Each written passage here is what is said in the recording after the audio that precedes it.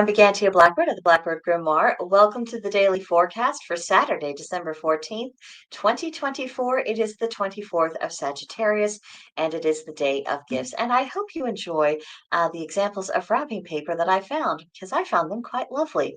And if you aren't into as intense colors for the Yuletide, because not everyone is, we all have different tastes. I hope you enjoy kind of this slightly softer but still very festive take on the decor. So. Moving right along into today's astrology, the sun is in Sagittarius, mutable fire, which represents adventure. The moon is second quarter Gemini, mutable air, representing communication. Mercury is retrograding in Sagittarius, mutable fire, which is travel disruptions. Venus is in Aquarius, fixed air, which represents the intellectual. Mars is retrograding in Leo, fixed fire, which is tempered action. Jupiter is retrograding in Gemini, mutable air, which is to broaden perspective. Saturn is in Pisces, mutable water, which represents nostalgia.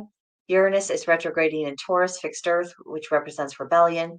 Neptune is in Pisces, mutable water, which represents intuition. And Pluto is in Aquarius, fixed air, which represents reformation. For our retrograde reminders for Mercury, rethink communication patterns. For Mars, reconsider what you really want.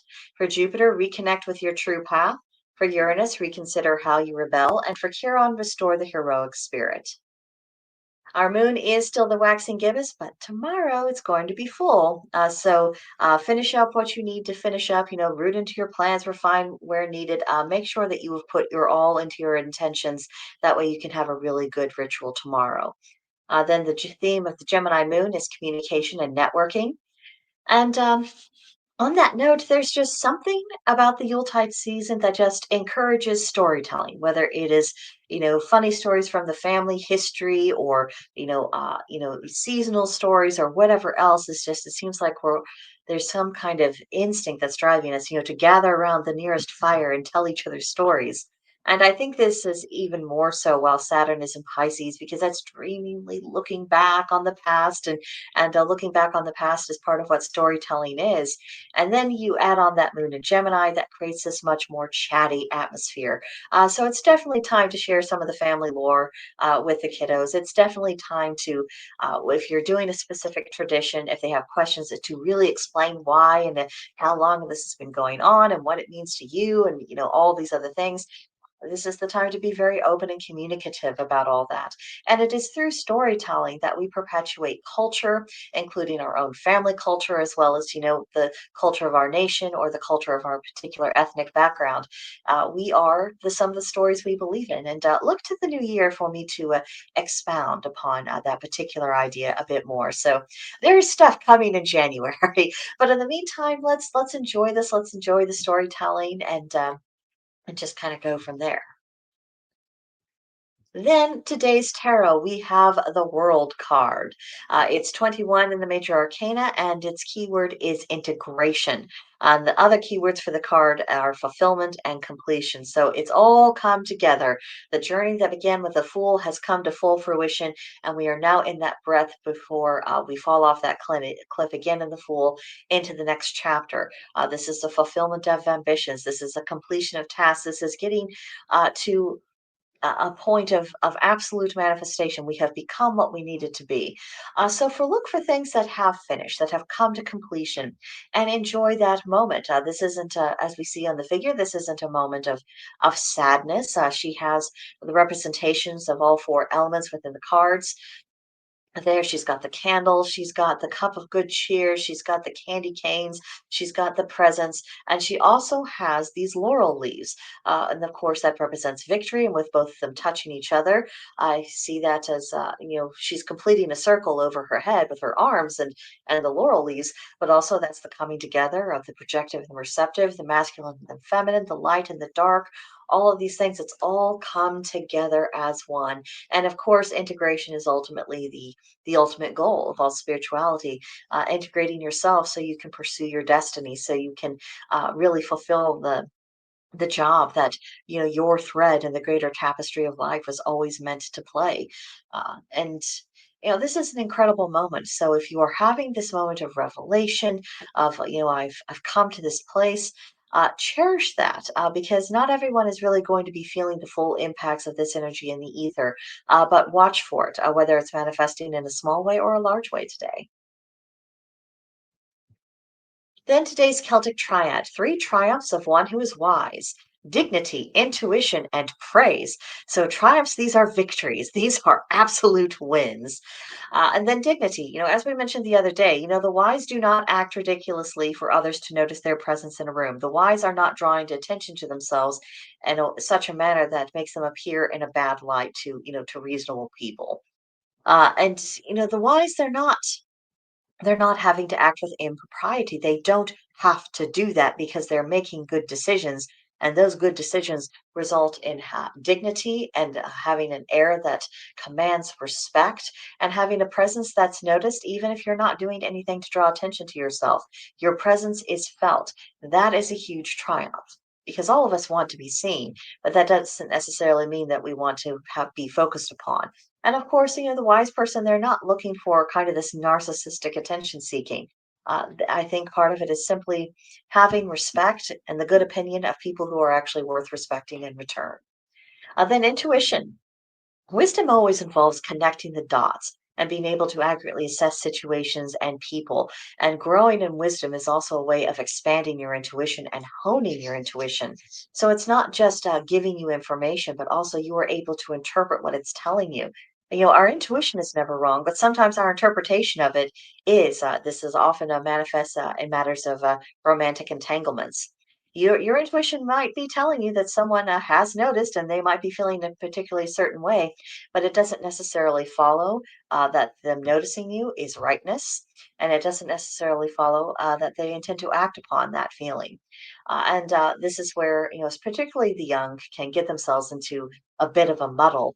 But as you grow in wisdom, you're going to find yourself not only in not that kind of muddle as often, but also not in other kinds of muddles where, you from which you're drawing the wrong conclusions from a particular situation. So that is an incredible win. And then praise. Wisdom is rare. And so when people actually take notice of it where it's existing, some might even appreciate it. And that appreciation can come in form of praise and compliments. And that does feel good, even though that should not be our goal. Because again, after that, we go into it with the goal of, I must receive the praise of others in order to feel confident in myself. You're already on the wrong track with that. But when it comes naturally, organically, when it is a product of how you have cultivated yourself, that is when it is actually a win. And that is when it actually means something more. Then today's magical correspondences, it's all about dignity. We've been talking about dignity a lot lately. For this, the color is black, the plant is the clove, the animal is the lion, and the crystal is obsidian. And hopefully, looking at these, you're not seeing anything that comes out of alignment with the dignity because with the example of the color in black, obviously very dignified, confident surroundings, and the cloves. Clove is one of those spices that you notice it. It generally doesn't tend to overwhelm anything, but it is very much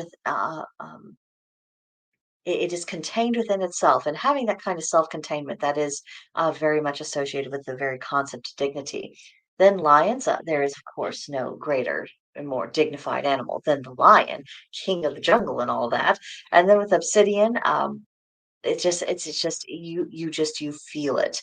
It's it's not it's not the kind of energy that draws you into loose behavior. And the truth is, we live in a world that does not encourage dignified behavior or even really basic self-respect.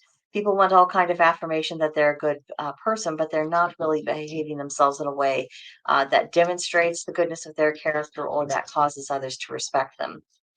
So that results in a great deal of unhappiness and uncertainty and just all well a lack of well-being.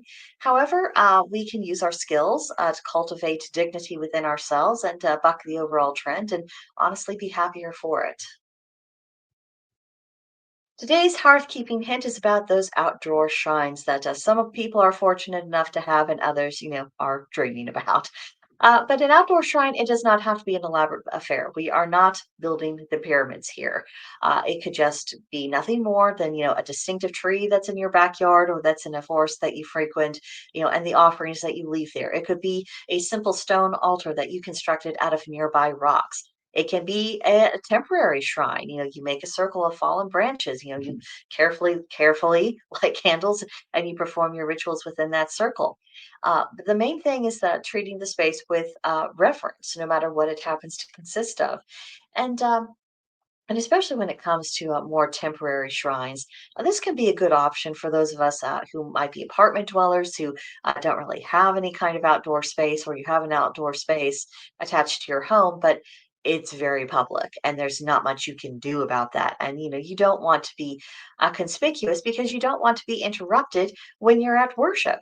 Um, so if you can find a quiet, private place that's perhaps a little bit of ways where you can do this, where again, you're not constructing anything permanent, but you were able to make use of the natural materials there, draw your circle, do your workings. That can be an incredible thing. And if you're drawn to a particular spot, there could very well be an overarching reason for that. I've mentioned before in my videos a little local park that's called Cave Hollow where I live. And there are spots. There's a lot of different rock formations, and some of them do have pagan carvings on them, obviously made in contemporary times. But there is something about the atmosphere of the place. And judging from the markings, I'm clearly not the only person who has detected that. And, this also could be perhaps a way of ultimately meeting other pagans. You might happen to find yourself coming when someone else does, and you're both there for essentially for the same purpose. So that's just something to bear in mind. Then for today's practice, burning candles during the winter solstice, the reason we do that is meant to encourage the sun to return. And there's lots of different ways you can do that. You might light one candle for the first day of Yule, and then gradually through all 12 days, build yourself up to 12 candles. You might burn 12 candles every single day. If you do that, I recommend tea lights. Less expensive, and they don't burn quite as long as the big tapered ones do.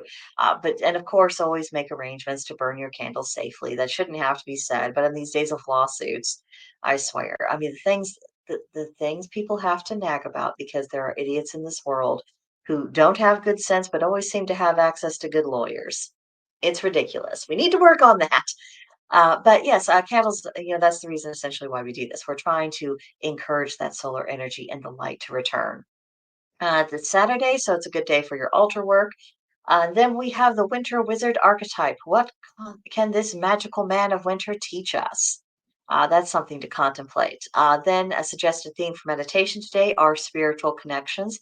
You can take that a dozen different ways, so you could really have fun with that one. Then, if you happen to have some hematite, you might choose to carry or wear it today. Then today's creative corner. The custom of creating and then burning a wishing pine cone.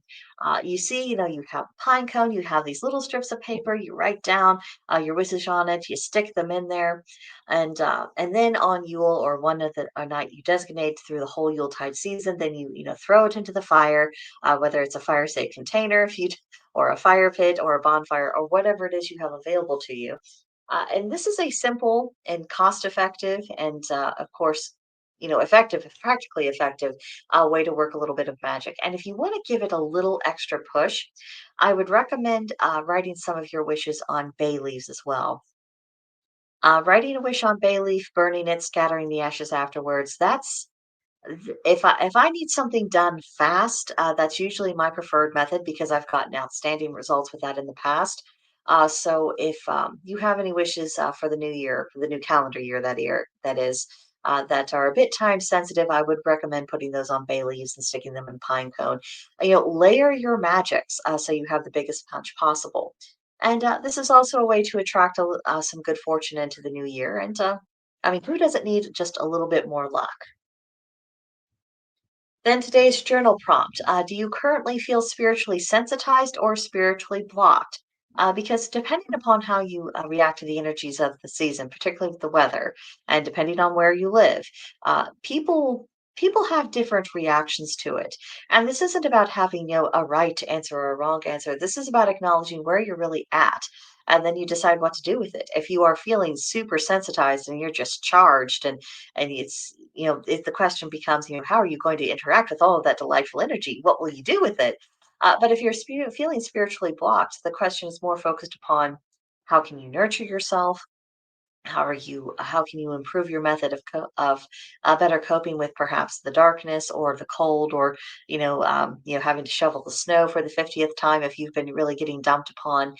um, it just depends. It just depends on where you are, about where you can take this.